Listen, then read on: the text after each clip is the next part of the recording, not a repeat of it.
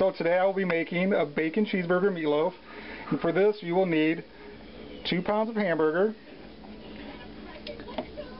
half a cup of grated onion, 3/4 cup of breadcrumbs, 2 eggs, bacon, 1 teaspoon of black pepper, and you'll also need about 7 or 8 slices of American cheese. So now I'm just going to mix all this together.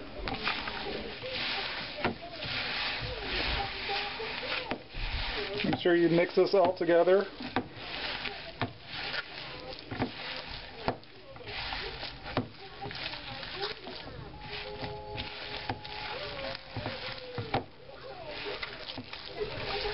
Now that we have this completely mixed together, we can start putting it into the meatloaf pan. What you want to do is take about 3/4 of it,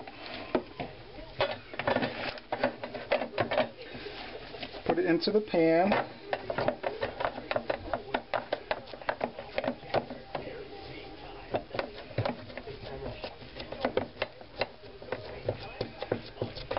Now you want to make sure you make like a little well in the center of this, because that's where you're going to put the cheese. This is the tricky part. You got to be careful, because if you don't get the edges sealed up, the cheese will melt out of it as you're baking it.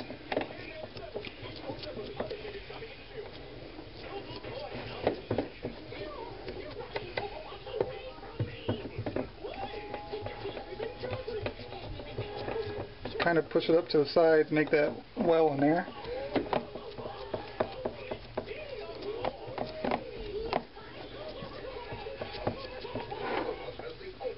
See, there's a little well right there. Now take your cheese,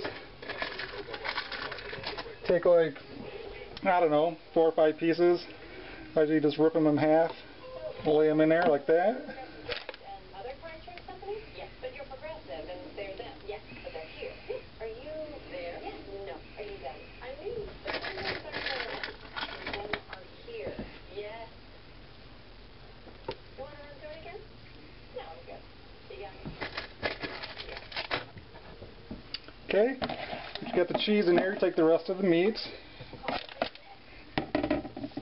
And you want to cover it, and like I said, you want to try to seal that up so the cheese doesn't really come out while you're baking it.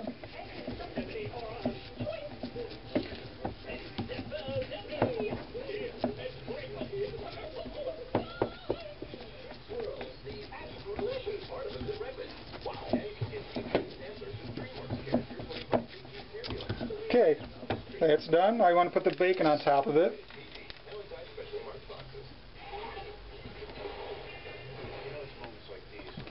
Just make sure you cover the entire top. Kind of overlap it a little bit with each slice.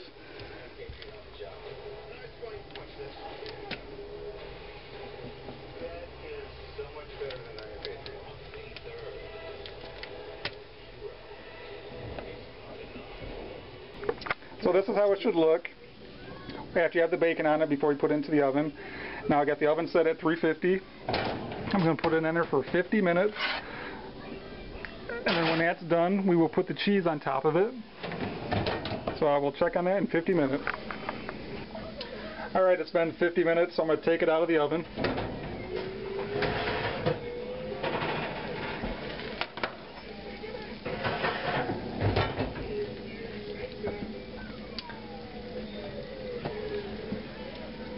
As you can see, bacon's nice and crispy, it's done. But at this point, we're going to put the rest of our cheese on top of it.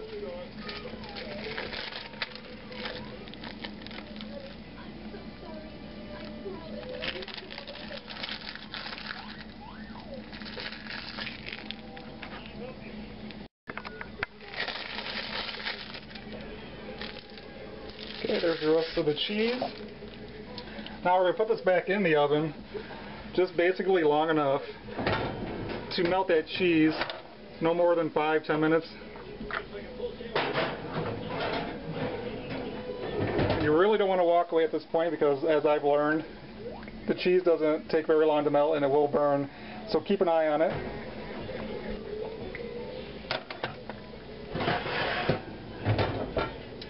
And there it is. Cheese is nice and melted. Now we're going to transfer this to a pan or to a plate.